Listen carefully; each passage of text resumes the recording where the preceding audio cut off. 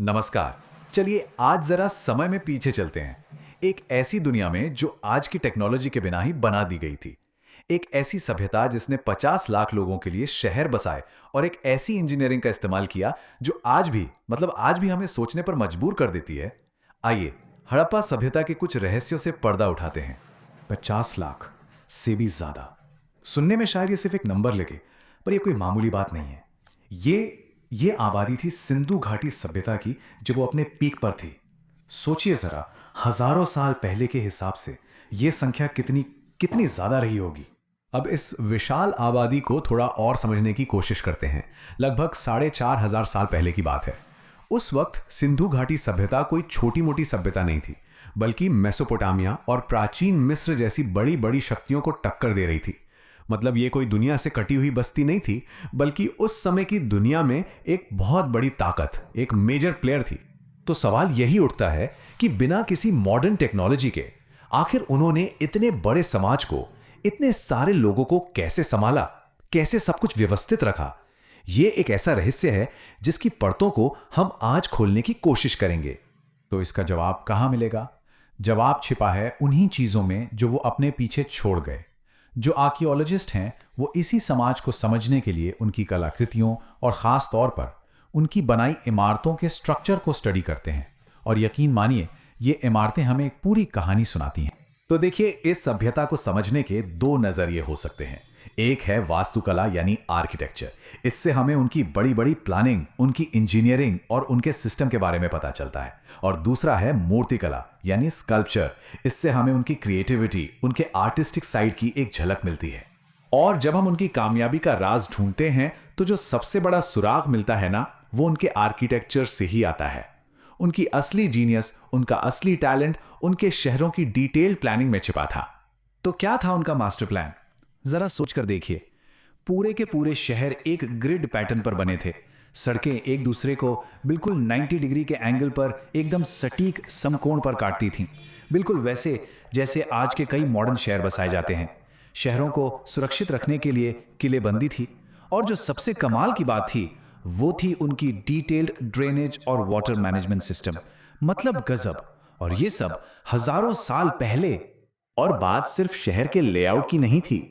जिस सामान से वो ये शहर बना रहे थे, यानी जो बिल्डिंग मटेरियल था, वो भी स्टैंडर्डाइज्ड था। वो लोग पकी हुई ईंटों का इस्तेमाल करते थे।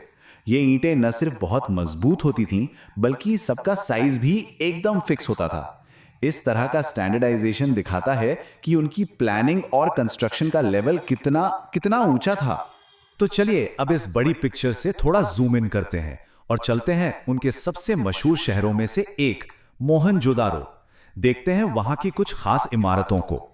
मोहनजोदड़ो के ठीक बीचों बीच एक बहुत ही शानदार स्ट्रक्चर मिलता है, जिसे हम कहते हैं विशाल स्नानागार या द ग्रेट बाथ। इसका साइज और इसकी इंजीनियरिंग सच में दिमाग चकरा देती है। इसकी लंबाई थी करीब करीब 55 मीटर। अंदाजा लगाने के लिए बता दूं, ये एक ओलंपिक साइज के स्विमिंग पूल से भी ज्यादा लंबा है। और इसकी जो बाहरी दीवारें थी वो लगभग 2.5 मीटर मोटी थी। 2.5 मीटर तो मतलब ये सिर्फ बड़ा नहीं था, इसे सदियों तक टिकने के लिए बनाया गया था। ये उनकी इंजीनियरिंग की ताकत का सबूत है। लेकिन ये सिर्फ एक बड़ा सा पूल नहीं था। इसके चारों तरफ गैलरियां और कमरे भी बने हुए थे। इससे अंदाजा लगता है कि ये कोई बहुत जरूरी जगह रही होगी। शायद कोई कम्युनिटी सेंटर या कोई धार्मिक जगह। मतलब ये एक ऐसी जगह थी जहां लोग एक साथ इकट्ठा होते थे। चलिए अब इस सोशल स्पेस से हटकर एक ऐसी इमारत को देखते हैं जो उनकी प्रैक्टिकल सोच को दिखाती है। विशाल अन्नागार या द ग्रेट ग्रैनरी। अब ये कोई मामूली गोदाम नहीं था। ये एक तरह से सर्वाइवल के लिए डिजाइन की गई मशीन थी। और इसे बनाया भी बड़े कमाल के दिमाग से गया था। देखिए, अनाज को नमी और कीड़े मकोड़ों से बचाने के लिए प्लेटफॉर्म्स को जमीन से ऊंचा बनाया गया। फिर अनाज खराब ना हो, इसके लिए हवा आती जाती रहे, इसका भी इंतजाम था। खास एयर डक्ट्स बनाए गए थे। तो ये सिर्फ स्टोरेज नहीं था, ये एक एडवांस सिस्टम था जिससे पूरी आबादी की फूड सिक्योरिटी पक्की होती थी। तो चलिए अब फिर से जूम आउट करते हैं। ये सारे आर्किटेक्चरल डिटेल्स, ये सब हमें हड़प्पा के समाज के बारे में आखिर बताते क्या हैं? सीधी सी बात है, उनकी इमारतें उनकी संस्कृति का आईना है। जब हम उनकी बिल्डिंग्स को एक साथ देखते हैं तो एक पैटर्न साफ नजर आता है। लेआउट एक जैसे हैं, बहुत ऑर्गेनाइज्ड हैं। डिजाइन में सजावट पर नहीं बल्कि काम पर ज्यादा ध्यान दिया गया है, मतलब फंक्शनल है। ये बिल्कुल साफ है कि उनके लिए कलाकारी से ज्यादा जरूरी इंजीनियरिंग थी। तो कुल मिलाकर एक ऐसी तस्वीर बनती है जो एक बेहद प्रैक्टिकल और ऑर्गेनाइज्ड कल्चर की तरफ इशारा करती है।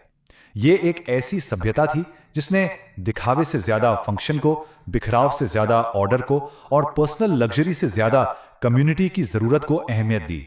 और यहीं पर आकर हम एक आखिरी और बहुत ही दिलचस्प सवाल पर आकर रुक जाते हैं कि ये कैसी सभ्यता थी जो इंजीनियरिंग के मास्टर थे, पर उनके यहां राजाओं के लिए आलीशान महल नहीं मिलते। लाखों की आबादी थी, पर मिस्र या मेसोपोटामिया की तरह देवी देवताओं के लिए कोई बड़े बड़े मंदिर नहीं मिलते। ये उनके समाज के बारे में क्या बताता है? ये एक ऐसा सवाल है जिसकी गूंज आज भी हड़प्पा के खंडरों में सुनाई देती है।